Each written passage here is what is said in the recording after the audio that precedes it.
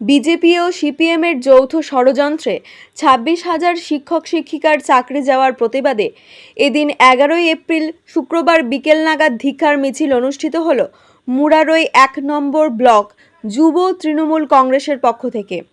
গোটা মুরারই জুড়ে এদিন শুক্রবার বিকেল নাগাদ মুরারইয়ে তৃণমূল দলীয় কার্যালয় থেকে মিছিলটি শুরু হয় এবং গোটা মুরারই পরিক্রমা করে।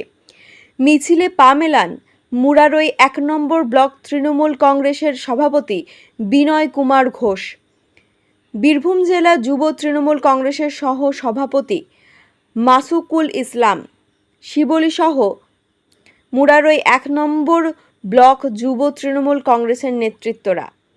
বীরভূমের মুরারই থেকে শুভাশিস ব্যানার্জির রিপোর্ট, তারাপীঠ টিভি।